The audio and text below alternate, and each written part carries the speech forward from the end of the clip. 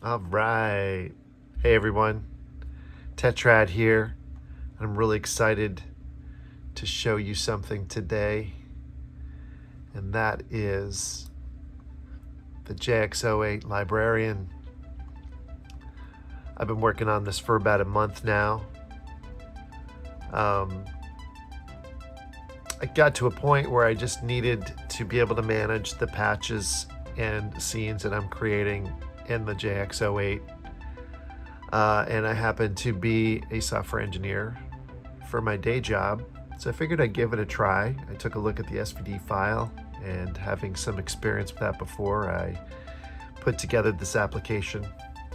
And I've been using it for a few weeks now, so I've been improving it so it's something I could share with other people.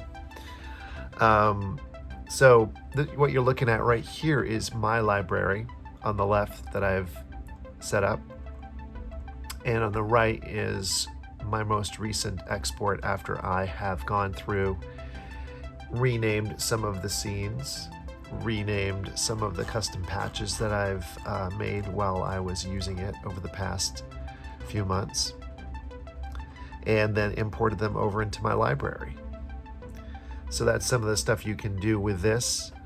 You also have the ability to edit labels and tones and scenes directly in the working file, as well as in your library. And there's a dark and light mode. Yeah, so let's get right into it. I just want to show you how to do an import and how I like to use this app right now. What I'm going to do is I am going to start up the development version. And this should be a clean slate. Yeah, so this is what it will look like when you start the librarian for the first time.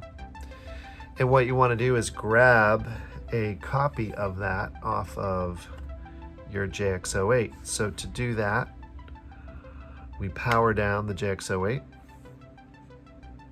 and then we'll power on with the menu button in. Once you see the readout, you can let go, and we will be in file storage mode, is what they call it in the manual. And usually in Windows, it pops this folder up for me automatically. And I'll go into the backup folder and just drag that over into, actually, hold on. So what I do is I have a local folder, and I'll drag that in. And then I will rename that file to something that will help me remember when I copied it. All right, so after I'm done with that, switch back to the librarian, and we'll choose that file, we'll open it up.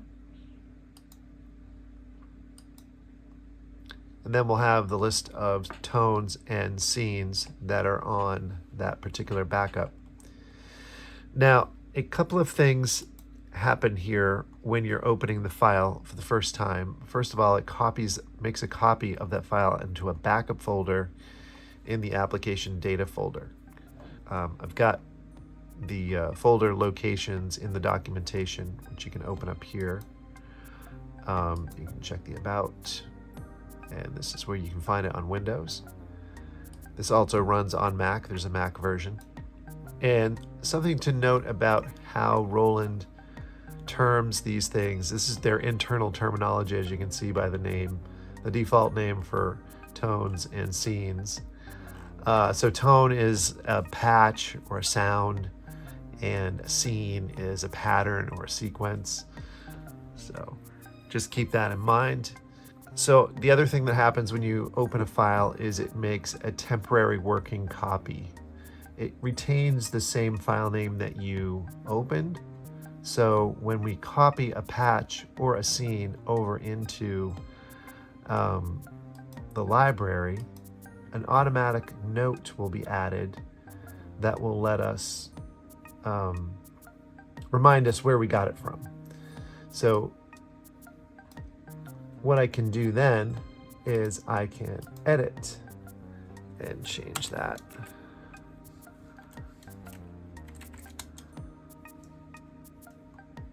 or I can also edit that directly in the file if I want to. Or I can copy them over there and rename them afterward. Doesn't really matter. So what I'm going to do is set up a demo here. We've got Poly JX that came from A25.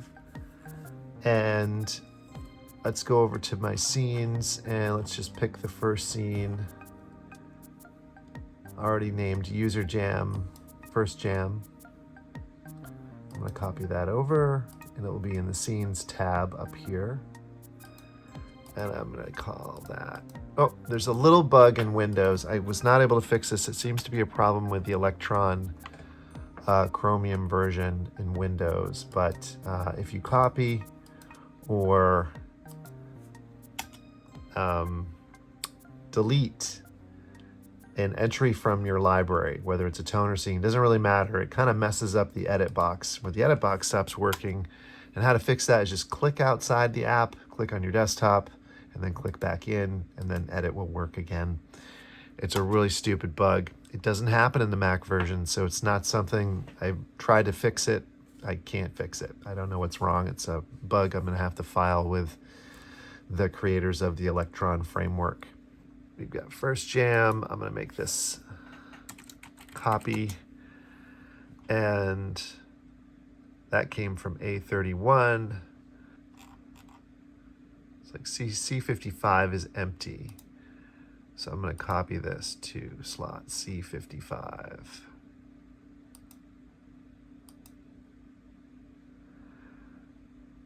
And there it is. And then for scenes, I should say I know B11 is empty. So I'm going to copy that over to B11.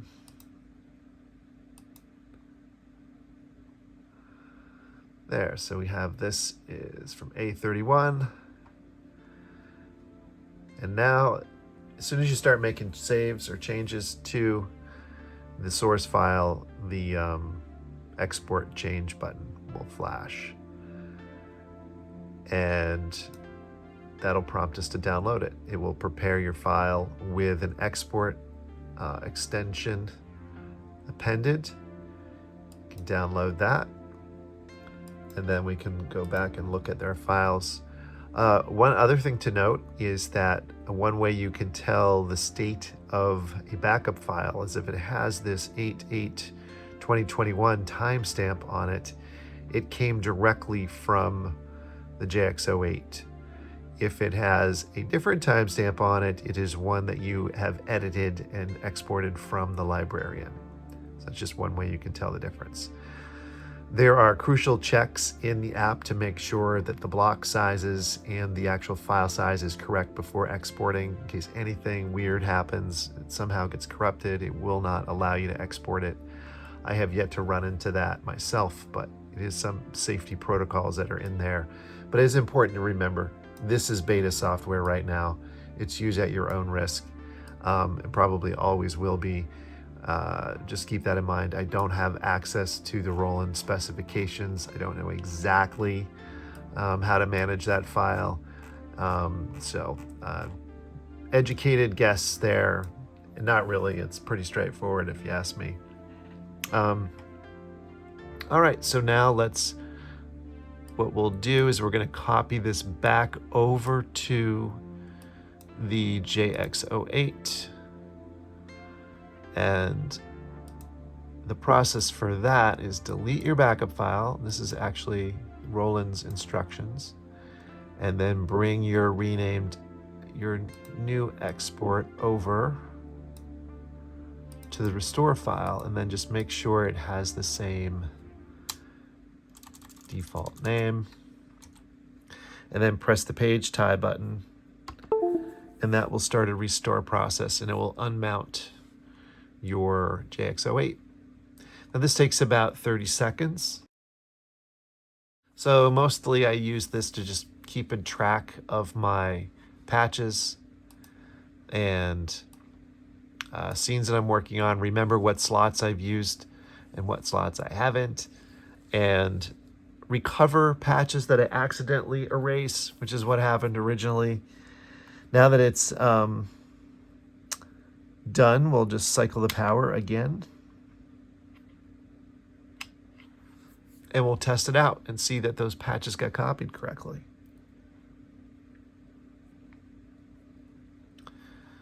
So let's see.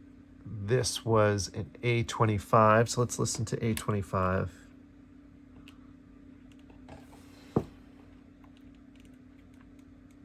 Oh, I have to reset my audio device using the banana because I cycled the power and it lost connection. So here's the A25.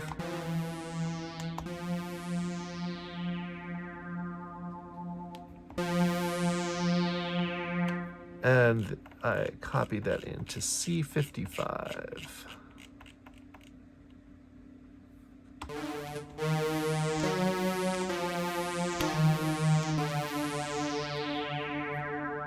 Sounds like the same patch. So now let's check the pattern. The original one was 31. And it was using those two patches. And let's move up to B11.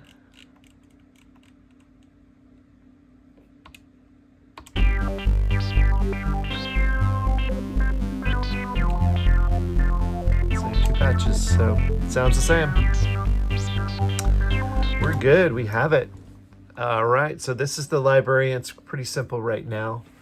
I'm going to make it available on Patreon for a very reasonable sub price right now because it is beta, and I'm really looking for some serious users who want to be able to give me some feedback and help me improve it.